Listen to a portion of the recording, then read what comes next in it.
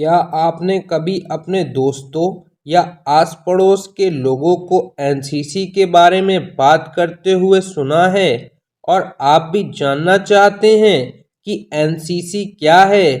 तो आप एकदम सही वीडियो देख रहे हैं। इस वीडियो में हम आपको बताएंगे कि एनसीसी क्या है और इसको ज्वाइन कैसे करें।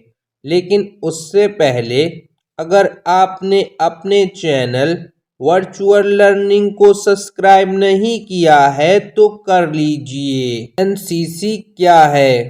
एनसीसी का फुल फॉर्म है नेशनल कैडेट कोर, यानी राष्ट्रीय कैडेट कोर।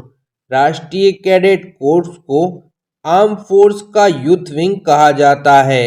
ये दुनिया के सबसे बड़े युवा ऑर्गेनाइजेशन में से एक है, जहां पर आपको डिसिप्लिन और लीडरशिप के बेस पर ट्रेन किया जाता है। एनसीसी एक ट्राई सर्विस ऑर्गेनाइजेशन है, जिसमें सेना, नौसेना और वायुसेना शामिल है। राष्ट्रीय कैडेट कोर की शुरुआत 1948 में हुई।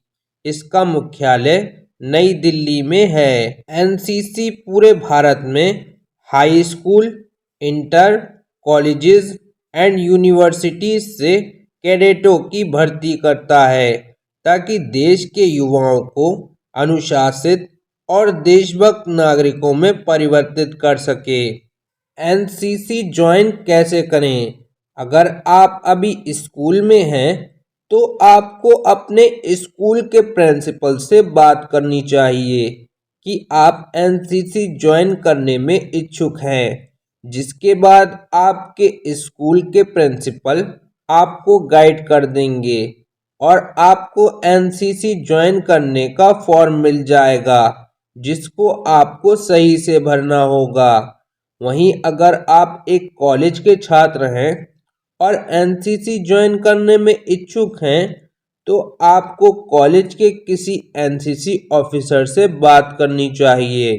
वो आपको एनसीसी में भर्ती की पूरी प्रोसेस समझा देंगे। वैसे तो एनसीसी ज्वाइनिंग की प्रोसेस जून महीने से शुरू हो जाती है।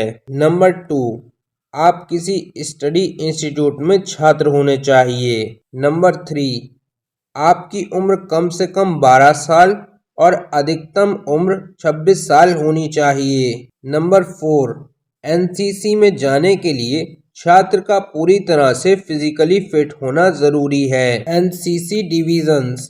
एनसीसी में 2 डिवीजन होते हैं, एक जूनियर डिवीजन जीडी या जूनियर विंग जेडब्ल्यू और दूसरा सीनियर डिवीजन एसडी या senior wing SW. JD SD शब्द पुरुष कैडेट के लिए इस्तेमाल किए जाते हैं और जेडब्ल्यू एसडब्ल्यू महिला कैडेट के लिए इस्तेमाल किए जाते हैं। जूनियर डिवीज़न जेडी, इस डिवीज़न में स्कूली छात्र आते हैं जो कि अभी 9वीं या 10वीं कक्षा में पढ़ रहे होते हैं।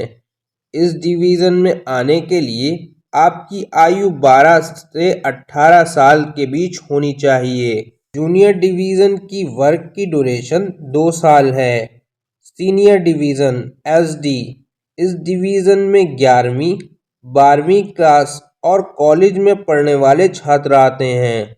मतलब कि इस डिवीज़न में आने के लिए आपका कम से कम 10वीं क्लास पास होना ज़रूरी है और साथ ही में आपकी उम्र 26 साल से ज़्यादा नहीं होनी चाहिए। सीनियर डिवीज़न वर्क की ड्यूरेशन 3 साल है। अगर आपकी ग्रेजुएशन 3 साल की है तो आपको फर्स्ट ईयर में ही एनसीसी के लिए अप्लाई करना होगा। अगर आपकी ग्रेजुएशन 4 साल की है तो आप पहले साल में भी अप्लाई कर सकते हैं और दूसरे साल में भी। एनसीसी में किस तरह की ट्रेनिंग होती है? एनसीसी कैडेट को वेरियस एक्टिविटीज़ में भाग लेने के लिए कई अवसर देता है, जिससे कि आप अपने आप को एक बेहतर व्यक्ति में बदल पाते हैं और अपनी चुनौतियों से निपटने में सक्षम हो जाते हैं। एनसीसी भारत के तीनों आर्म्ड फोर्सेस की ब्रांचेस से जुड़ा हुआ है। आर्मी, नेवी और एयरफोर्स। अगर आप आर्मी एनसीसी में कैंडिडेट बनने के लिए अपना नाम रजिस्टर करते हैं तो आपकी सभी ट्रेनिंग एक्टिविटीज़ आर्मी से रिलेटेड होंगी। और इसी तरह अगर आप नेवी या एयरफोर्स एनसीसी के लिए जाते हैं तो आपकी पूरी ट्रेनिंग वहाँ के हिसाब से होंगी। बहुत से स्टूडेंट सोचते हैं कि आपको बहुत ज़्यादा फिज़िकल एक्टिविटी करवाई जाएगी, पर रियलिटी में फिज़िकल एक्टिविटी एनसीसी का सिर्फ एक छोटा सा हिस्सा है।